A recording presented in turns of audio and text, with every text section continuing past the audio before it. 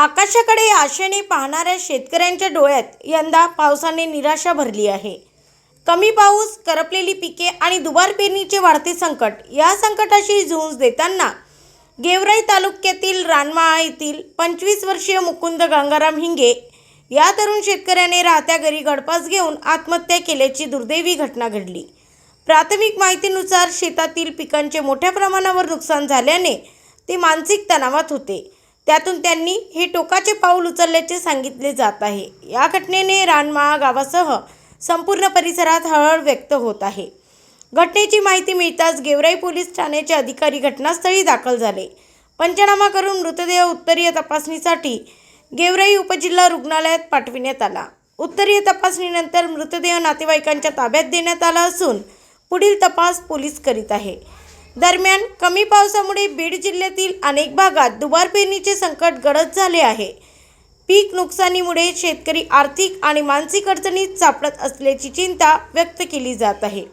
या पार्श्वभूमीवर तातडीने पीक नुकसानीचे पंचनामे, आर्थिक मदत आणि प्रभावी उपाययोजना करण्याची मागणी शेतकरी वर्गातून होत आहे. या घटनेमुळे पुन्हा एकदा शेतकऱ्यांच्या प्रश्नाकडे गांभीर्याने पाहण्याची गरज अधोरेखित झाली आहे. ब्युरो रिपोर्ट, एमबी न्यूज, महाराष्ट्रातील बातमीपत्र, बीड. टोकाचं पाऊल उचललंय. मराठवाड्यावर दुबार पेरणीची वेळ आहे. तुम्ही वडील आहात. महाराष्ट्रातल्या सरकारला आणि महाराष्ट्रातल्या तरुणांना अशी वेळ येऊ नये म्हणून काय सांगाल? आज दुबार पेरणी झाली.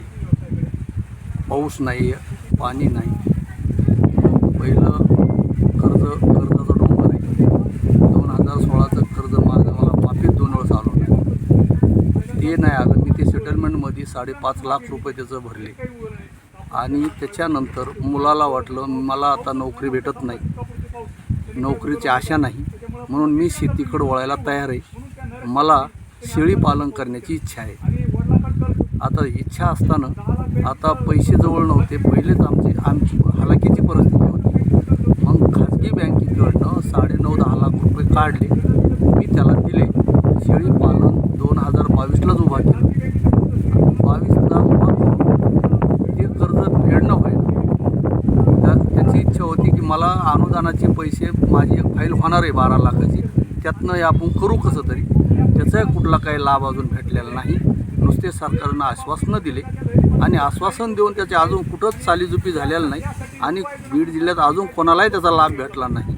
असं कोणावर वेळ ईश्वराने येऊ देऊ नये आणि ह्या मायबाप सरकारनं येऊ देऊ नये, असं मला संदेश देण्याची माझी इच्छा आहे. काय सांगाल की मुकुंद हा होतकूर होता, तरुण होता, तो शेतीकडे वळला होता, शेळी व्यवसायाकडे वळला होता. मात्र त्यांनी ही टोकाची भूमिका घेतली. वडील म्हणून जे शासनाकडे काय मागणी करा? त्यांना शासनानं एकच की माझा तर मुलगा गेलाच, तो काय आज परत येणार आहे? शासनाने मला ढिगाई दिला तर येणार नाही. पण अशी कोणाच्या आईवडिलावर ती पाळी येऊ नाही. त्याच्यामुळं पुढच्यांसाठी ही सगळं पटकन नुसतं खिरापत वाटू नाही. डायरेक्ट त्यांना लाभ द्यावा आणि त्या आईवडिलावर ही वेळ येऊ देऊ नाही, अशी माझी इच्छा आहे. धन्यवाद. ही घटना घडली, खूप दुःखद घटना घडलेली.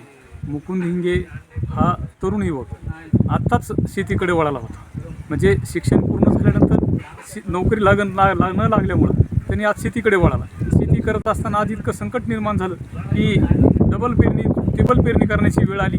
आणि पावसाच्या लहरीपणामुळं पुन्हा पीक म्हणजे पाऊस जास्त न पडल्यामुळं आज त्याच्यावर दुबारा पेरणीचं संकट आलं, तरी ती उगवलं नाही.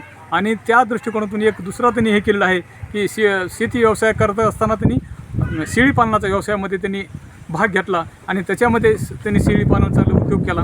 त्याच्याकडं पैसे नसल्यामुळं खाजगी बँकेचं कर्ज काढून त्यांनी ते व्यवसायाकडे वळाला. आणि ते काम करत असताना खूप मोठं त्याला दुःख म्हणजे इतका पैसा बँकेचा तगारला लागला की त्याला पैसे फेडता येणार, म्हणून त्यांनी टोकाचं पाऊल उचललं आणि आत्महत्या केली त्यांनी. म्हणजे सांगायचं तात्पर्य म्हणजे की आज बीड जिल्ह्याच्या भूमिपुत्र आणि जालना जिल्ह्याच्या पालकमंत्री पंकजाताई मुंडे याच या कृषी पशुसंवर्धन विभागाच्या प्रमुख मंत्री आहेत. त्यांनी स्वतः लक्ष दिलं तर या पुढील व्यवसायाला एवढी अडचण येणार नाही. आमच्या गेवराई तालुक्याचे विद्यमान आमदार विजयसिंहराजे पंडित हे स्वतः मी त्यांना बोलणार आहे की आज ही संकट तालुक्यावर, महाराष्ट्रावर, जिल्ह्यावर आलेलं आहे. याच्यातून या शेतकऱ्यांना नवीन लोक उद्योगधंद्यासाठी वळतात. त्यांना कुठंतरी या शेती व्यवसायाला करत असताना त्यांना व्यावसायिक जोडधंदा म्हणून दुसरा वॉटर सप्लायचा असेल किंवा शेळीपालन असेल, उद्योगधंदामध्ये असेल, त्याच्यामध्ये ज्याला प्रोत्साहन देण्यासाठी मी आमदार साहेबांना, विजयसिंहराजे पंडित साहेबांना मी विनंती करणार आहे किंवा या अशा घटना बार पुन्हा होऊ नयेत.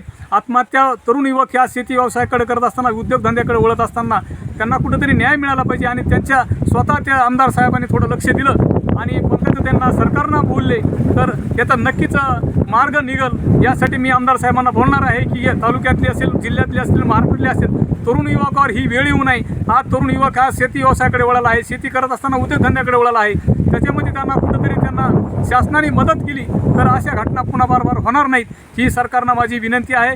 आणि आमदार साहेबांना सुद्धा विनंती करणार आहे की आम्ही उद्या आमच्या तालुक्यातील, जिल्ह्यातील जे काही अशा घटना घडत आहेत त्याच्यावर पायबंद आपण घालावा. ही मी सरकारना विनंती करणार आहे, आमदार साहेबांना विनंती करणार आहे. धन्यवाद.